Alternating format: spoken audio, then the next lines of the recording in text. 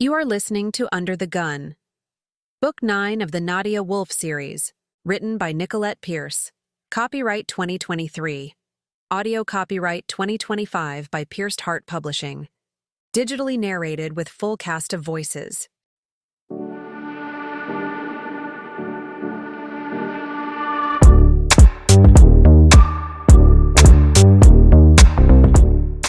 Chapter 4. I dashed from the bedroom and into the living room. Muffin wasn't there, nor was she in the kitchen. I raced out the front door. A banged-up car leaking fluid on our driveway made me breathe a little easier. She was still here. But where?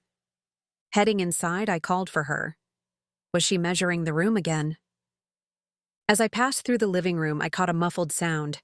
Turning to pinpoint the location, I stopped when I faced the back of the house.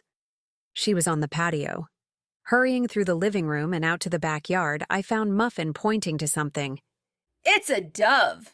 Can you make a dove noise? Ollie cooed, which had to be a coincidence since a 2-month-old couldn't make animal noises on command. You did it. You must get your smart brain from your dad. I rolled my eyes. Instead of alerting her to my presence, I watched her. Had I not known about her beastly ways, I might have believed she was a good caretaker. As I scrutinized every action, arms wrapped around my waist. Has she passed the test yet? Caleb asked. Not yet. She's on her best behavior right now.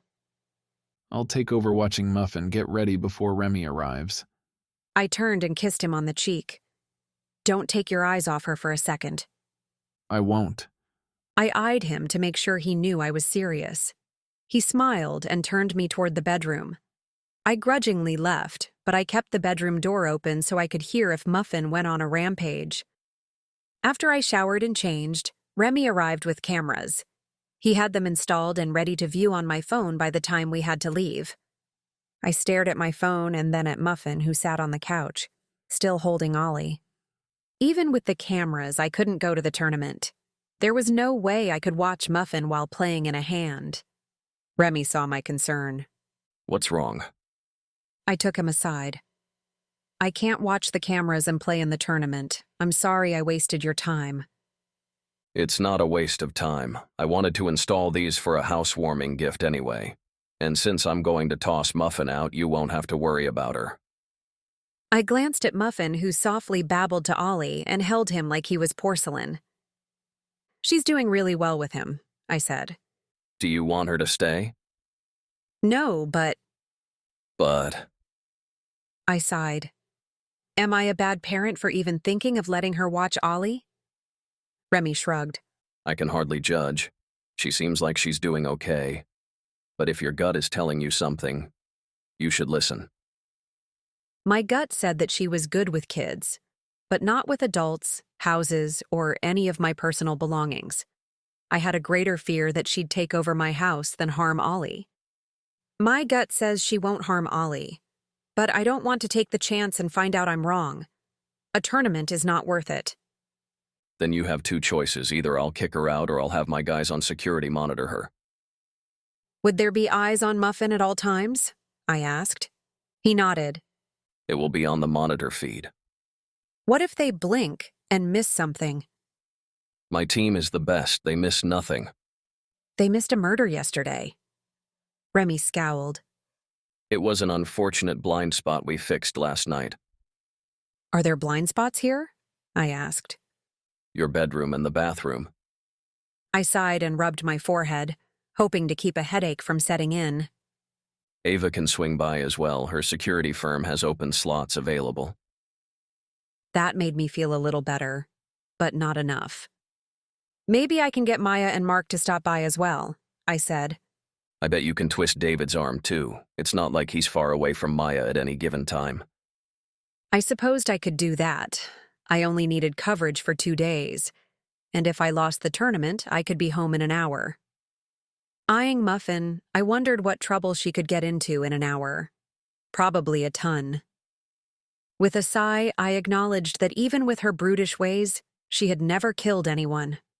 Roughed them up, yes. Left me homeless, yes. But she protected me when I needed it. I knew she would do the same for Ollie. Attempting to put the past behind me, I decided to give her a chance.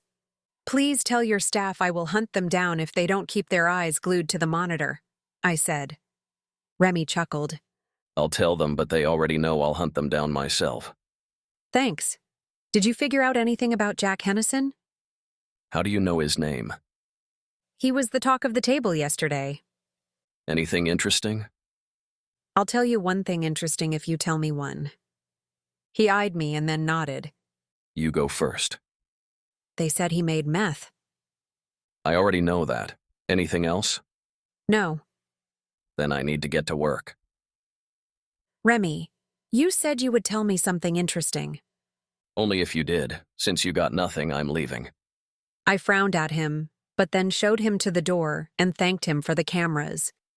When I turned, I saw Caleb tuck his phone into his pocket and grab his keys from the hook. I need to get going. What's the verdict on Muffin? I caved. She can stay for the day. Remy said his team would monitor her and Ava will stop by. I'll ask Maya and Mark to drop in on her as well. Do you want to drive to the casino together? No, you go ahead. I'll follow in a little while. I didn't want to leave until the very last second. I didn't care about missed blinds. I would lose the game and head home. Jessica couldn't get on my case if it looked like a legitimate loss. All would be well. He placed a kiss on my head and then smiled at me. Ollie will be fine. Muffin was humming to him when I passed by. This might be a good thing for her and for you. I let his comment flitter between my ears before pushing it out. This was not a good thing for me. Closing the door behind him, I locked it and returned to the living room to find Ollie sleeping in his swing. Rustling sounds came from the kitchen. I followed the sounds to find Muffin foraging in our cupboards. This is all you got? She asked when she saw me. There's an order coming tomorrow, I said. That does me no good today. Leave your credit card here so I can get delivery for lunch. I'm not leaving my credit card here, I said, but I will order you something. Good. I'll text my order. Don't go cheap on me. If it meant she would eat food and not my baby, I'd buy as much as she wanted. Ava is going to stop by. Remy will monitor the cameras. I'll have Maya and Mark stop by as well. Stop freaking out. I got this. You understand why I'm concerned, don't you? She waved me off and turned her search to the refrigerator. Don't worry about a thing. I'm a baby whisperer. With a sigh, I fetched my backpack in the front closet and then paused. Hey, Muffin. Since you said you're staying in Drug Alley, have you heard of a guy named Jack Hennison? His nickname is. The Jackal, She finished. Yeah, I've heard of him. Hear lots of stuff while people are tripping out. What do they say? That he's a bad dude, but they all are. Would anyone want him dead? Everyone wants him dead. Why? Someone killed him at the casino yesterday. No kidding. Who? No one knows. Remy said it happened in a camera blind spot, so no one saw it. Damn, that's going to cause some issues in the alley. Like what? She pulled out a box of leftovers, sniffed it, and then chucked it into the garbage. The alley belongs to the Jackal and his crew. Now that he's gone, there'll probably be a turf war. Anyone who gets in there will make bank. Is it enough to kill over? I asked. Please. They kill each other for standing on the wrong side of the street. They'd kill their mama for a percentage of the money that funnels through the alley. Interesting. Jack's death had to be because of the drug trade. That was as far as I was willing to investigate. While I might be curious, I wasn't stupid enough to search for clues in Drug Alley. Instead, I hitched on my backpack, kissed Ollie, and told Muffin to hold him as gentle as an egg. Maybe I shouldn't have compared holding him to food, but it got my point across. I think. Sitting in my car, I turned on the app to watch the cameras. Muffin continued to forage until I ran out of time. I either had to go to the tournament or forfeit. With a muttered curse, I texted Maya and Mark and then backed out of the driveway.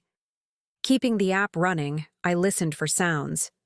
Whenever I came to a stoplight, I glanced at the cameras, making sure Ollie was still sleeping peacefully in his swing. Once I parked at the casino, I headed inside and continued monitoring as I walked to the tournament room. Nearly colliding with a cardboard sign, I veered at the last minute and bumped into a woman instead. Blondie, actually. "Oh, sorry, I wasn't paying attention." I showed her my screen. "New babysitter." Blondie spread a hand along her tight shirt, even though there wasn't a crease in the fabric. Now I'm even more late. She dashed away as fast as her 4-inch heels would allow. Perhaps she was short-stacked and fearful they would take her blinds. Either way, I followed her at a slower pace and kept aware of my surroundings. Finding my table in the tournament room, it was clear the number of players had dwindled. The tables were half of what they had been at the start of the tournament. Shoving my backpack under my chair, I sat at the table and placed the phone on my knee. As I waited for a new hand, I peeked at the phone and then at the surrounding players. Blondie was at a table to the right of me. Caleb sat across the room. A camera guy was already recording Caleb for extra footage. Pike sat at my table. He glanced at me before tossing chips into the pile. There was something different about him. He didn't look as bored as he had before. In fact, the way his darted gaze moved through the room had me suspecting he was nervous about something. His chip stack was average. He could easily loosen his play for a few hands without issue. So, what was he nervous about? Glancing at my phone, I saw Muffin sprawl on the couch. She passed out before I looked away. Ollie peacefully slept in his swing. When a new hand was dealt, I glanced at my king-queen offsuit and tossed in chips when it was my turn. Pike raised. I pondered for a second before calling his bet. Hoping to get a pair on the flop or river, I wound up with nothing and lost the hand. As I waited, I glanced at the phone again and saw they were both still sleeping. Leaning back in the chair, I let go of some of the tension that coiled inside. Ollie was fine. By the time the first break rolled around, Muffin had dragged the rocker from Ollie's room and into the living room where she rocked him. Perhaps giving Muffin another chance was the right thing to do. Grabbing my backpack, I headed to the lobby where a line for the men's room snaked out the door, but not for the women's room. At times, it helped to be a woman in a male-dominated sport. Blondie and I entered at the same time. She frowned at me. "Sorry about running into you earlier," I apologized again. It's fine. She said, and then hurried into a stall. Using the stall at the end, I hung my backpack on the hook and pulled out my gear. The bathroom door opened again, and more stalls filled. Just as I hooked myself up, a hand reached over the stall door and snagged my backpack. "Hey!" I shouted and grappled for the backpack, but it was gone. Pulling my shirt down over my gear, I raced out of the bathroom and into the lobby. Players funneled into the tournament room, but I didn't see anyone with my backpack. Turning to the casino doors, I saw one close. Running to the door, I opened it and scanned the main casino floor. With a sea of slot machines and tourists, there was no way I'd find the thief. Frustrated, I returned to my table and sat down just in time for the first hand. "What is that noise?" The guy next to me asked. When his scanning eyes stopped at my chest, he blushed. Looking down, I realized my pumps were still active. With my adrenaline spiked, I had forgotten. Would I ever stop embarrassing myself? I left the table to return to the bathroom. Just as I reached the door, a hand stopped me. I turned to find Caleb. Are you okay? I saw you leave the table. I pointed to my chest. I forgot the pumps. He grinned. Did anyone notice? I nodded. I'm sure this will make the rounds for a year. Sorry, kitten. It's okay. Did you bring your backpack? Yeah, why? Someone stole mine. I have to put my pump somewhere. He frowned. When did it get stolen? When I was in the bathroom, a hand reached over the stall door and took my backpack. Was there anything in there? Just my hoodie and a couple of snacks. Oh, that's good. No, I should be able to hang my backpack without someone stealing it. I just meant that you lost nothing valuable. He gave me a hug, but then laughed. Sorry, your pumps vibrated against me. He pulled back. Do you want to go home? No, I'll take these things off and go back to the table. You better return before the camera misses you. You know I don't care about cameras. I care about you. Yeah, but the camera loved him. I glimpsed a camera guy inching closer to us. You might not care about them, but they're following you. He glanced over with a sigh. Are you sure you're okay? I nodded. I'm more frustrated than anything else. But I'll be fine. Text Remy to let him know what happened. I will. He leaned in and kissed me. For luck. I'll need a lot more than one kiss. He smirked. I could grab us a room. Laughing, I backed away. Your adoring fans would miss you. Go to your table before Jessica recites the contract to me. The contract. He shuddered. Giving me one last kiss, he headed back to the table. Escaping to the bathroom, I disassembled the pump and rinsed it off. I didn't have the carrying pouch that came with it since it was in my backpack, so I wrapped it in paper towels and took the bundle to Caleb's table. Trying to be as inconspicuous as possible, I reached for the backpack hung on his chair and placed the pump into the bag. As I zipped it, I caught sight of a photo nestled in a fold of his hoodie. Pulling it out, I stalled when I saw it was of Caleb and the woman with the laser gaze from yesterday. While I didn't know who she was, it was clear Caleb did, especially since the golden-haired beauty was sitting on his lap. Stealing the photo to inspect later, I slipped it into my pocket and returned to my table. Were the stories true? Did Caleb have a side piece? No, he wouldn't. Shoving insecurities out of my mind, I texted Remy to let him know about the theft, and then returned to my spot to find my stack of chips had been lowered because of the blinds. I was still okay, but not for long. Remy texted back a minute later. He would search surveillance and let me know what he found. Not caring about my backpack, just the fact that it was stolen, I turned my focus on the game. But there was no focusing when my pocket held a photo that could ruin my life.